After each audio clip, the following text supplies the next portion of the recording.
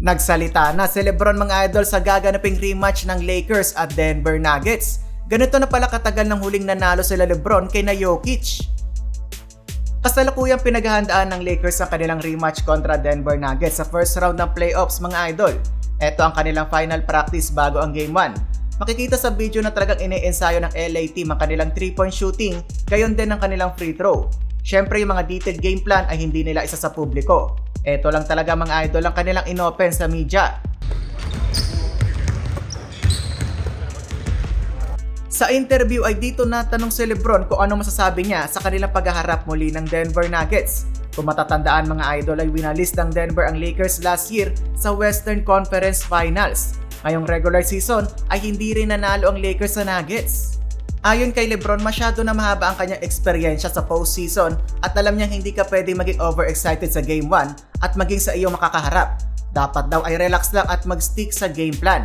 Matatandaan din mga idol na samot-saring trash talk ang inabot ng Lakers pagkatapos nga silang walisin ng Denver. Pero ayon kay Lebron, hindi niya gagawing personal ang magiging tapatan nila ng Denver. Ayon kasi kay LBJ mga idol, ay hindi niyo ma-execute ang game plan kung gagawin mong personal ang laban. Ang kailangan daw mag-focus sa game plan, ma-execute ng maayos, at bahala na sa magiging resulta. Dagdag pa ni Lebron, alam niya kung gaano kagaling ang defending champion, alam niya ang kakayahan ng mga to. Bumanat pa ng quotable quote si King James. The game is not won on transcripts, the game is won between the four lines. Hindi daw mananalo ang team sa salitaan lang, sa basketball court daw talaga magkakaalaman.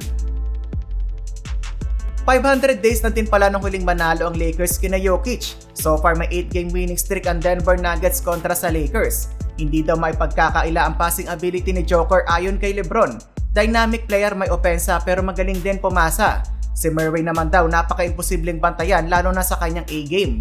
Natanong din si Lebron tungkol sa Team USA. Excited na daw si Lebron. Lagpas isang dekada na din ng huling naglaro si LBJ sa Olympics. 2004, 2008 at 2012 nung naglaro si King James sa Summer Olympics. Mas lalo siyang excited dahil ngayon ay kasama pa niya ang kanyang buddy na si Anthony Davis. Stay on this left side.